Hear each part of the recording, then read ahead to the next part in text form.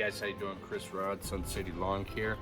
Just coming at you with final series or step phase, if you will, for our sod installation. Okay, a week ago we came in, we excavated material, got rid of the old dying dead grass and weeds, hauled that off, and then we brought in some black dirt, some organic material, and tilled that product into the lawn, regraded, leveled the lawn. Okay.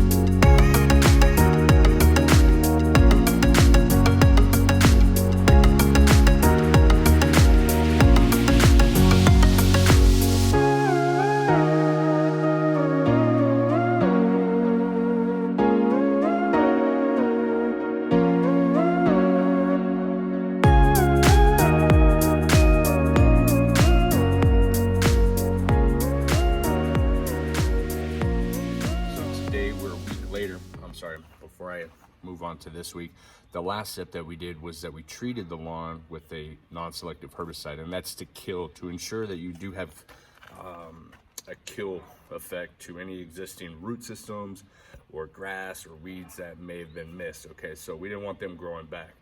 However, and you can see it right there at the bottom, in the middle of the screen, right here. Bermuda grass is very, very resilient, okay, even to non-selective herbicides, and you have got to spray an extremely high concentrated amount to really kill it. Okay, that little patch I'm not concerned with. Okay, I'm going to be pulling those out. Actually, I'm going to be cutting them out today, right now, while I'm doing my final inspection prior to the actual sod installation. What I'm also doing, and this is just an additive to our method, to the madness here. You guys can see my my spreader there. What I do is I also add a fertilizer application with a high phosphorus. Okay, not so high on the nitrogen or the potassium, but the phosphorus. Okay, we want a high phosphorus so that we're going to be promoting root growth once we get that sod installed. Okay, that is the little trick that you guys should be doing. Now it's not necessary, because typically when you guys get your sod from the farm, that sod should have been had. Did I say that correctly? Should have been had. They've been fertilizing it this whole time, okay? And typically prior to a cut, they do throw down some fertilizer. However, I don't know that information for a fact right now, because I haven't visited the farm here, well, the one that we get our sod from. So I haven't talked to the owners of the company and the farm itself and seen what applications they do, okay? There is another application that we went ahead and put down into our soil system here. As you guys know that are on my lawn care program here in the city, is that we treat our lawns with humic, okay, humates. Humic acid in particular. It's got a little bit of sea kelp inside of it. We treat the lawns with this stuff. So when we spray our properties, we also amend the soil with some humic acid, okay? That way we've got loose enough soil conditions to help those roots, really get down deep, okay? And then we'll continue that process if our client, for example, signs on board with one of our lawn care programs. So today, you guys stay tuned. I'm just gonna be putting down the fertilizer. One last time, I'm gonna be digging out that Bermuda grass so it doesn't affect the new grass at all. And when the sod gets here, we'll get to the installation process.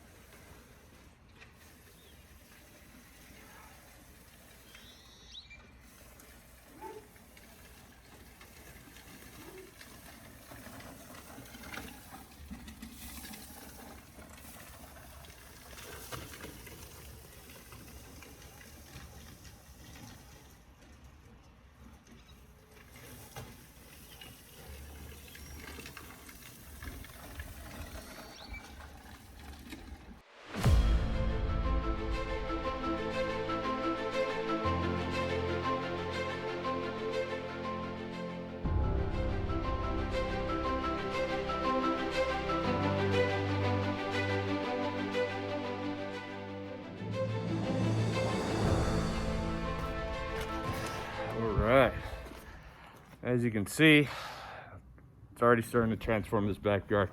But here's what I want to point out. This is the most important part, guys. Outside of everything we've already talked about, is when you guys are laying your sod, you start with your first row or column. The next one, you have to stagger the pieces. Meaning, once you lay down your first row, that second row, you start at halfway mark between the first column, okay? That way, your joints right here, okay? That way your joints are, you're not creating one long joint, or you've got the seams and you've got one long seam.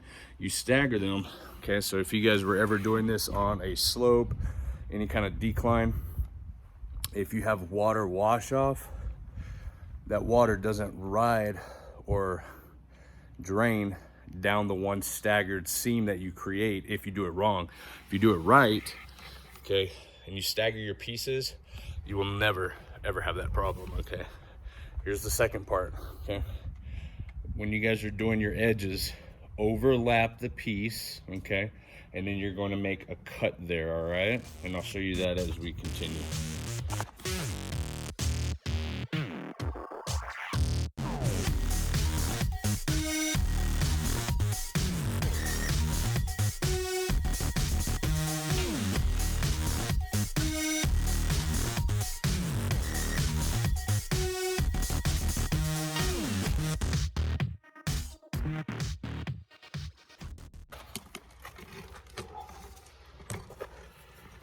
All right, guys, it's one of the last steps here. We've got all the sod installed. Heck of a transformation. All I'm doing now is cutting our edges, and these pieces you use to fill in gaps, cracks, crevices, which you should not have, but sometimes due to square footage, the way that the xeriscape was founded, you're left with little seams like this, and you can use those pieces to fill in your gaps, guys, or use it wherever else you may need it. If you got like a little small circle of sod that's missing because they cut it poorly, say for a sprinkler head, you can use that little piece to fill in a gap. That will fill in, that will grow. It is Bermuda grass, you guys. All right, guys, that's it. Sod installation complete. I was done about an hour ago, but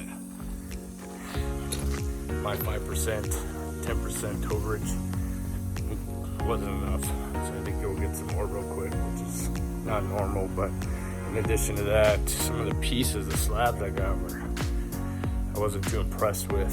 So when they're not up to par, I don't use them. I'll put them to the side, and we'll have to use some other. I'll have to get some more, but either way, nothing like a little sod installation on a holiday, which works for me, because I ain't had nothing better to do. But most important thing I want to mention real quick is after you guys install your sod, you have to water. Okay, now the watering cycle, what we do with my company is for the first 7 days you water every single day. Second week you can go to every other day, and then week number 3 you can back it off to a routine watering cycle if you've got positive growth inside your lawn. Now if there's some areas that are looking a little stressed, then yeah, water some more. Don't be afraid to do that, okay?